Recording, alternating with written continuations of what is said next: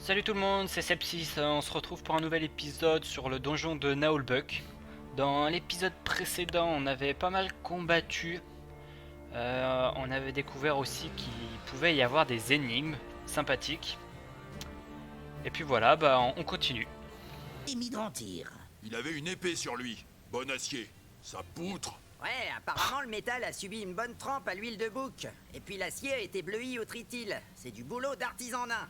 C'est une épée, quoi. Tais-toi, t'y connais rien, face de bosquet. Et toi, tête d'enclume? Mais c'est un compliment chez nous, pauvre naze.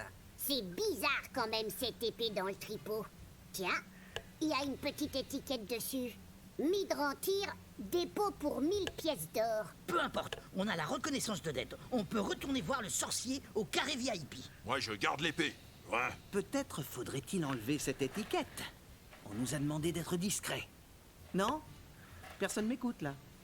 C'est vrai que c'est dommage si on peut pas la garder cette épée parce que je pense qu'elle est forte. Barbare gagne un niveau. Ok, donc 3 personnes ont gagné un niveau. Le nain gagne 4 un personnes. niveau. Encore? Le voleur gagne un niveau. 5ème, allez encore. C'est le loto. Ok, c'est fini. Et le barman, il a regardé, hein, clairement. On n'a pas vu le balayeur. Alors, on va aller faire tout ça. Allez, compétences. J'avais pas vu que ici on Oh, on n'a pouvait pas besoin de changer carte. là où on voulait aller. Allez, on commence par l'ogre. Alors, on a ça. On va regarder les autres. Parce que celle-ci on connaît, c'était du gaz qui étourdit. Alors, une paire de gifles qui inflige 2 attaques à toutes les cibles devant l'ogre. Ok, donc là, en bas à droite, là, on voit la zone que ça touche. Donc on voit que ça touche 3 cases devant lui. Celle-ci, c'est juste devant lui, ok. Un coup de vente qui inflige des dégâts. Ok, donc là, c'est une amélioration de l'autre. La cible est repoussée de 3 cases ce coup-ci. Ok, c'est pas mal. Le coup de vent qui inflige des dégâts à la cible repoussé de 2 cases puis renversé. Ok, donc soit il va plus loin, soit il va à la même distance mais il est renversé. Et là, l'ogre renifle en l'air plusieurs fois et désigne un ennemi aléatoire dans la zone des faits pour son prochain repas. La cible choisie subit un malus de protection, révèle aussi les ennemis furtifs présents dans la zone. Ok, donc on va peut-être pas prendre ça, je pense que... Allez, on prend ça parce que j'ai envie. Après, alors donne la possibilité à l'ogre de défoncer des portes barricadées en pierre. Donc on n'est pas tombé dessus pour le moment. Débloque l'utilisation des marteaux à 2 mains. Ça c'est cool. L'ogre gagne une de résistance physique par niveau. C'est bien aussi. Les consommables de nourriture utilisés par l'ogre ont des effets améliorés. Qu'ils soient utilisés sur lui-même ou sur une cible adjacente. L'ogre gagne 2 de protection. Ah, genre, j'ai envie de prendre la résistance physique. Magique. Ah non, c'est de la résistance physique, ok. Par niveau, allez, on va prendre ça comme l'autre. Et là, la dernière fois, on avait augmenté. C'est vrai que ça, il a pas de précision. Hein. J'aimerais bien aussi augmenter sa précision. Voilà, ça en fait. Adresse, il a pas d'adresse. Il est. Où est-ce qu'on l'augmente sa vie? Il est pas souvent touché, lui. Allez, on monte sa précision parce qu'il en a pas beaucoup. Voilà, la magicienne. C'est quoi ça? Une vigne, ok, c'était la vigne qui renvoie 15% des dégâts subis à ses attaquants. Donc là, l'amélioration du soin. Donc sort avancé qui soigne une cible à distance. Gris aussi l'état tranche tendon. Gagne en puissance avec l'intelligence. Ok, on n'a pas eu encore cet effet là. Tranche tendon. Alors, invoque un espion mignon. Un esprit mignon mais sanguinaire pour vampiriser un ennemi, inflige des dégâts et redonne autant de points de vie et d'énergie astrale à la magicienne. Ça c'est bien, ça touche jamais. Alors, une gifle magique qui inflige des dégâts importants, la cible est repoussée de 3 cases et donc là, ouais, c'est 2 de cases et renversé, c'est comme l'ogre. Et forme un vortex magique qui inflige des dégâts de zone, les cibles ont 50% de chance d'être étourdies. Ok, 50%, bah, c'est pas trop rentable. Forme un vortex magique qui inflige des dégâts de zone. Les cibles sont téléportées aléatoirement dans la zone. Ah ouais, aléatoirement, en vrai, c'est... On va prendre la petite bête. De nouvelles compétences. Après, magicienne gagne plus 50, plus 25 d'énergie astrale. Ok, donc pour le moment, on n'a pas été en manque. Peut-être que plus tard, on en aura besoin. Magicienne gagne plus 10 de régénération d'énergie astrale. Ok, ouais, c'est peut-être pour ça aussi. La magicienne gagne plus 5 en esquive. Et tous les sorts de la magicienne infligent plus 10% de dégâts. Ok, donc c'est pas mal. Les sorts magiciennes gagnent plus 2 et leur portée maximale. Ah ouais, ouais, ça c'est vachement bien. On va prendre clairement ça. Ça va attaquer de vraiment loin. Parce que des fois je suis juste avec cette attaque là. L'adresse, on va dire, elle a ce qu'il faut. On va augmenter l'intelligence. Hein. Pour un mage, je pense que c'est le bon bail. Le barbare. Alors, on avait ça. Alors, un cri puissant qui augmente la précision du barbare et des alliés à proximité. Mais c'est pendant combien de tours? Je pense que c'est jusqu'à la fin du combat. Là, c'est l'attaque simple. Non, c'est l'attaque double, ça. Alors, inflige 3 attaques successives. Ok, donc c'est vraiment bien. Inflige 2 attaques puissantes à l'ennemi ciblé et réduit sa protection. Ouais, je pense que les 3 attaques, c'est worse. Hein. Un coup de pied qui inflige des dégâts légers et la cible est repoussée de 2 cases. Ok, donc ça c'est une nouvelle attaque. Et un coup puissant en arc de cercle qui frappe toutes les personnes devant le barbare. Ouais, bah c'était ce qui était pareil. Ah ouais, sauf que ça fait beaucoup plus de dégâts. Et là, un coup en arc de cercle qui frappe tous les ennemis devant le barbare sans toucher les alliés. Ah ouais, alors ça et ça, c'est carrément bien en fait. On va favoriser ça et au prochain tour on prendra ça. Voilà. Alors, le barbare gagne plus 20 en endurance maximum. Le barbare gagne plus 10 de précision avec des attaques utilisant l'épée. Ouais, ça on va prendre clairement ça je pense. Ou le barbare n'est plus affecté par l'affaiblissement quand il perd des points de vie. Oh non. Le barbare gagne plus 5 de précision et plus 5% de dégâts pour ses attaques à l'arc. Non. On va prendre clairement la précision et on va lui augmenter encore plus la précision ici. Parce que il est pas du tout précis. Et voilà, l'adresse. On lui augmente son adresse. Et quand il touchera plus, et bah on pourra lui augmenter ses dégâts. Alors, le voleur. Alors, on a vu qu'il avait le piège. Alors, on va voir l'attaque sournoise. Alors, une attaque puissante et vicieuse qui ne fonctionne que si la cible est de dos. La cible est également empoisonnée. Ok, alors donc là, elle est empoisonnée. La cible est également immobilisée. Ok. Une attaque sournoise qui vise les pieds inflige l'effet tranche-tendon et la cible qui subit des dégâts pour chaque case parcourue. Ah, ça c'est fort. Après, oui, il faut qu'il bouge après. Un carreau d'arbalète imbibé de venin. La cible est empoisonnée. Ok, j'utilise pas trop l'arc. On va prendre ça, ça avait l'air fort tout à l'heure. Pour combien de temps? Après. Le voleur gagne plus 1% de chance de coup critique et le voleur gagne 0,25 de multiplicateur de dégâts critiques. Ok, donc augmente les chances de désavancer. Ok, un piège. Et les bombes lancées par le voleur sont plus puissantes et ont des effets additionnels. Je prendrais bien ça, mais il faudrait que je les utilise en fait. Le voleur, on dirait qu'il faut jouer sur les coups critiques. Voilà, ça repart de coups critiques, donc je pense qu'on va rester sur le coup critique. De nouveaux risques à prendre.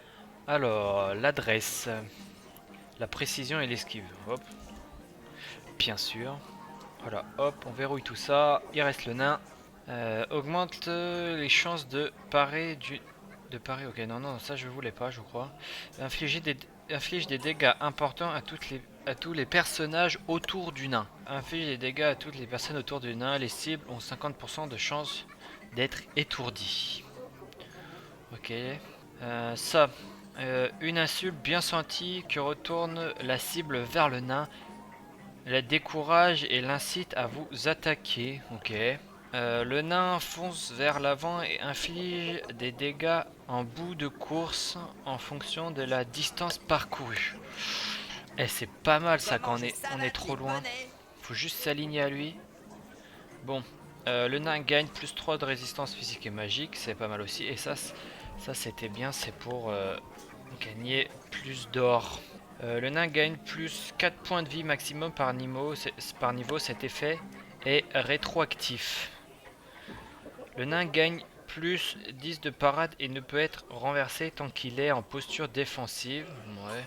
Le nain regagne 10 points de vie par tour tant qu'il se trouve sur une case de bière. Ok, j'ai pas fait gaffe ça.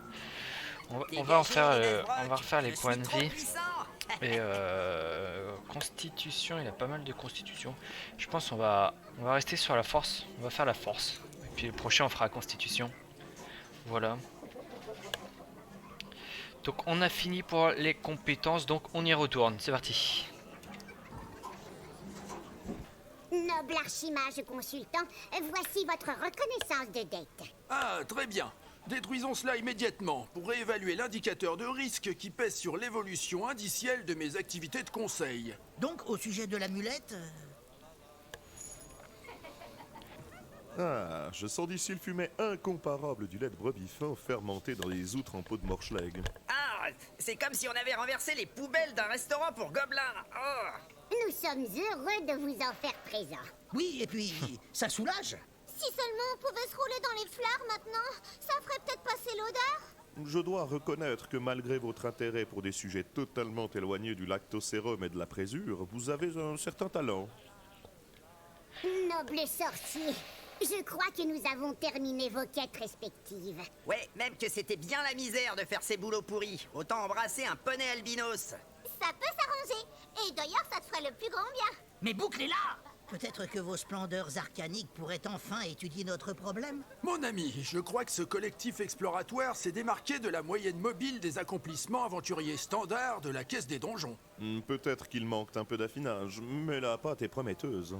Comment il s'écoute parler. Si vous voulez bien produire l'objet de vos requêtes successives, nous allons procéder à une analyse astrale. Envoyez votre amulette, en plus ça rime avec mimolette. C'est long. À un moment, j'ai cru qu'on allait en être débarrassé. Ils échangent en langage des arcanes. On n'y comprend rien. Eh ben, figurez-vous que moi, je sais parler en écureuil. Et c'est plus amusant. On s'en balance. Tout vient à point à qui sait attendre, c'est comme l'affinage d'une pâte cuite pressée. Il est probable qu'il s'agisse d'un objet magique d'une catégorisation maléfique avec sous-orientation maudite. Il est indissolublement lié à vos énergies astrales. Punaise, c'est maudit. Quel scoop.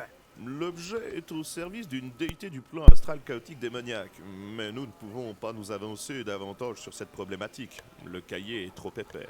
Donc, en gros, c'est magique, chaotique, maudit, démoniaque, mais vous n'en savez pas plus. Nous avons conclu qu'il vous faudrait obtenir l'aide d'une entité chaotique puissante et démoniaque pour en savoir davantage.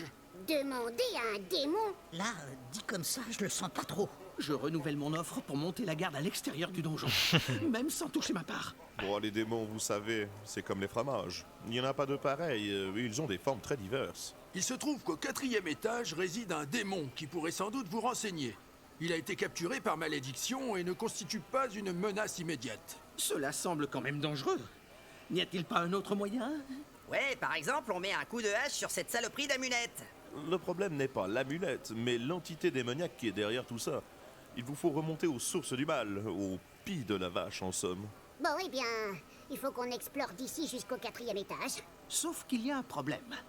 Les accès au 3e semblent condamnés et sans 3e étage, pas de 4e. Tiens, tu devrais parler plus souvent. C'est une remarque utile. Nous avons le moyen de vous aider. Je vous ouvre la grille qui mène au 3e étage. Et nous déclinons toute responsabilité quant à la suite de vos pérégrinations aventurières. Une dernière chose, il se peut que vous croisiez notre collègue. Il est parti depuis quelque temps dans les étages à la recherche d'un objet magique perdu.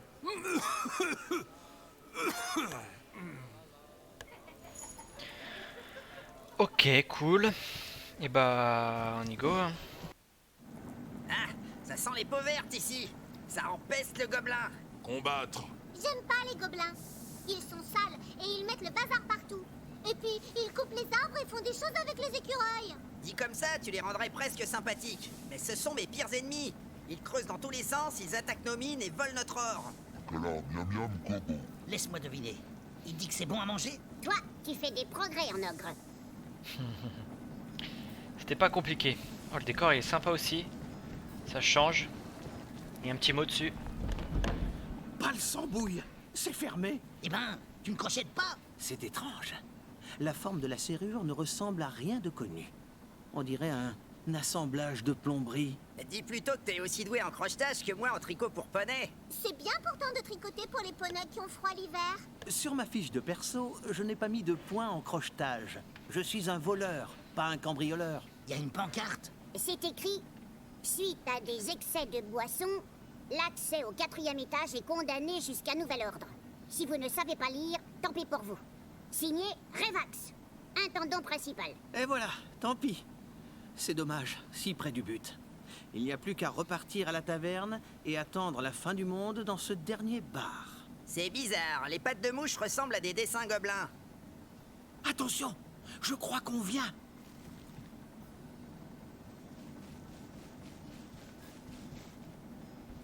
Ok. Mais qu'est-ce que vous faites là? Cet étage est interdit aux traînes patins. Ah, encore un gobelin qui parle. C'est complètement anormal.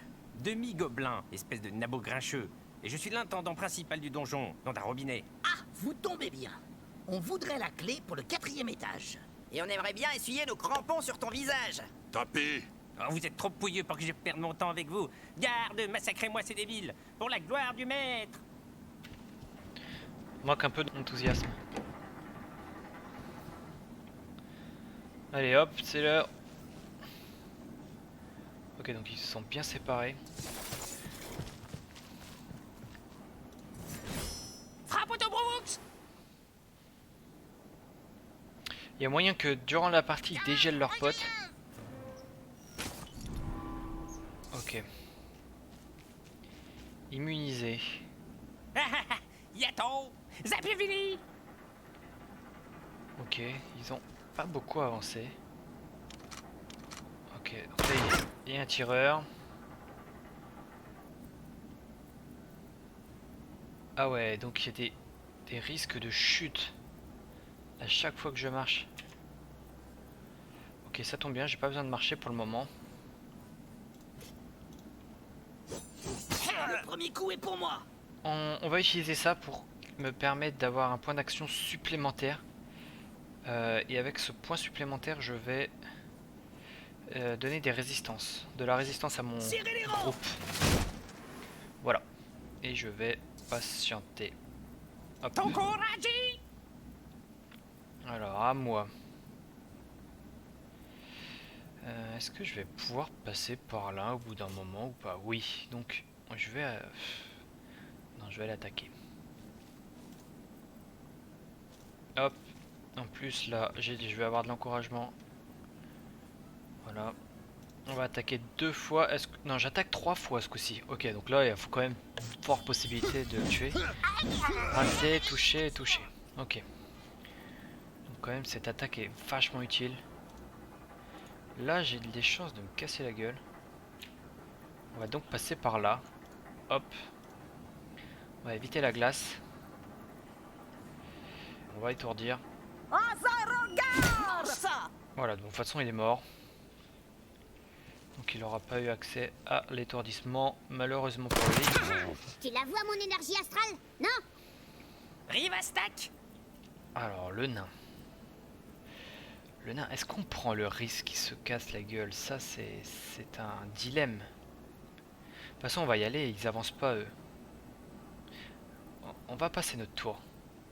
On va voir ce qu'ils font. Toi tu vas démolir ça là. Voilà, comme ça on va pouvoir faire le tour. Et on va se mettre devant, comme ça va le bloquer.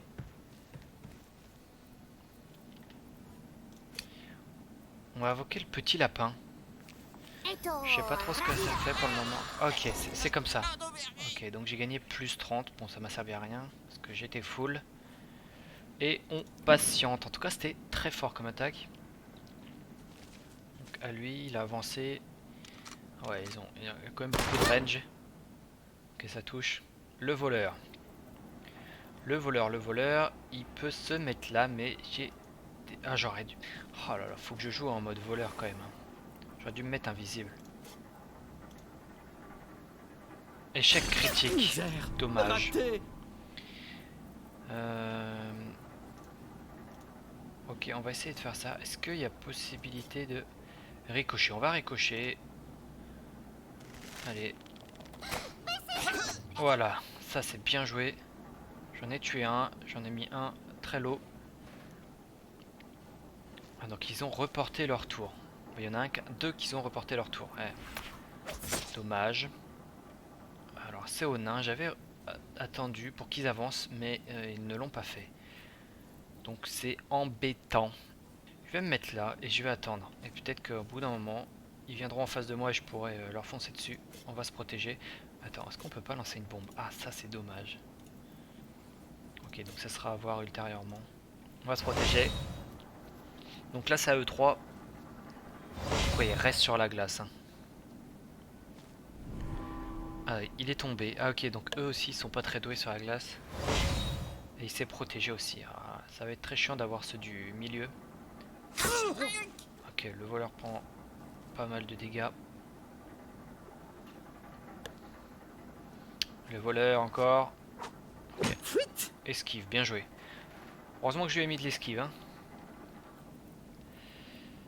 À toi. Tu vas aller par là. On va éviter la glace quand même parce que... Voilà. La glace est vraiment chiante. Je suis sûr il n'y a même pas...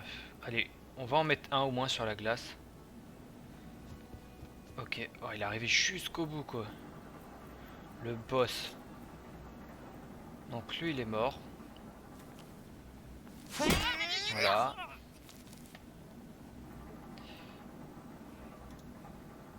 On va se mettre en face pour l'encourager. Non, je précise. Parfois on ne me remarque pas. Le nain. Le nain il va aller là-bas. Voilà. Toi, est-ce que tu peux cogner lui? Parce que eux, il y a moyen qu'au bout d'un moment, il se... Ok. C'est mort. Hop. On va se mettre face à lui. La magicienne. On va essayer de leur pousser, voilà.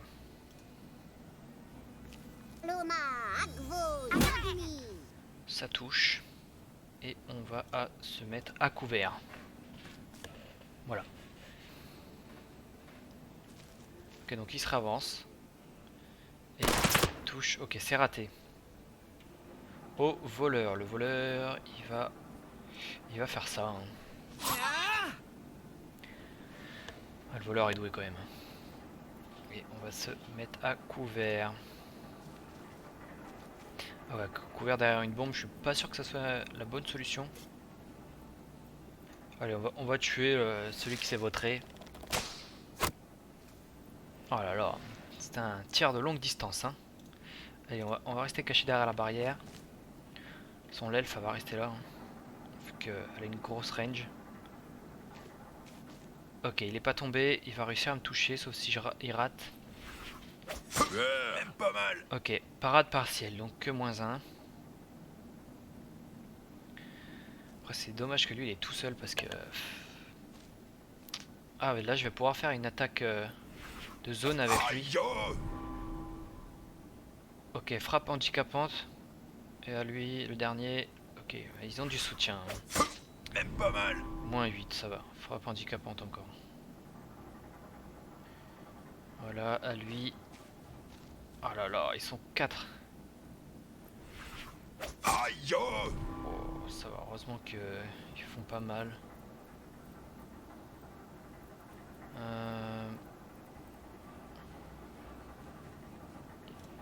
Je vais me mettre là en espérant que je tombe pas. Je suis pas tombé. Ok, donc hop, on va toucher lui. Hein. Attaque dans le dos. Je suis le chef. Voilà, coup critique, pas mal. Il est pas mort? Non, ils sont 5 contre moi, ok. Donc il doit pas lui rester beaucoup de PV à lui. Hein. Frappe handicapante, ça veut dire quoi? -4 en force. Et oh là là. Ah ouais, il a pas mal de malus là. Hein. Je vais tenter ça. Espérant que ça touche. Ok, il a réussi, nice. Amoué. Hop. On va essayer de tuer celui-ci. Hop. Ok, c'est tué. Le nain. Je vais me mettre là. Ah, si je peux tuer celui-là. Mais est-ce qu'une bombe là-bas ne serait pas plus utile. Pas du tout. Donc on va... Ok, on va faire ça. Voilà, ils sont plus que 3. On va lui donner une attaque supplémentaire.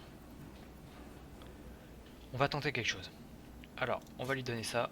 Hop. Attention, ils vont me tirer les cheveux. D'accord. Voilà, on va se mettre là. Ok, il est pas tombé. Et est-ce que si je fais ça, voilà, ils vont tous se tourner vers moi. Et ils vont être effrayés. Ok, effrayés, ça passe leur tour en fait. Non, j'ai pas l'impression. Ok. Bon, on continue alors. Allez, on se met à découvert. On se met avec l'arc. Donc lui, il lui reste un PV. Ouais, bah tant pis. On va en tuer un sûr, sauf si je rate, bien sûr. Oh là là, je manque de concentration. C'est raté. Il faut aussi que j'améliore ça. On va se mettre invisible pour le fun. Je ne suis pas là. Voilà, et puis... on va continuer à avancer. Bah, l'elfe, on va continuer à faire ce qu'elle fait de bien. Donc, tuer tout le monde. C'est à lui d'attaquer, donc je vais essayer en espérant que je touche pas le barbare. Ok, ça touche. Et on va patienter. Toi, ne tombe pas s'il te plaît. Ok, c'est bon. Voilà. Et il en reste plus qu'un. Que le barbare va tuer, j'espère. J'avais augmenté sa concentration, donc... Et voilà, combat terminé, victoire. Comment on aura défoncé la clavicule? Ok, cool. Le ranger va bientôt gagner un niveau. Alors, qu'est-ce que tu vas gagner? Alors, la paladine gagne plus 12 en parade, c'est pas mal. La paladine gagne plus 2 en résistance physique par niveau. Ce bonus est rétroactif. La paladine gagne plus 30 points d'endurance à chaque fois qu'elle tue un ennemi. Mais est-ce que ça se réinitialise ou est-ce que ça reste? Je sais pas.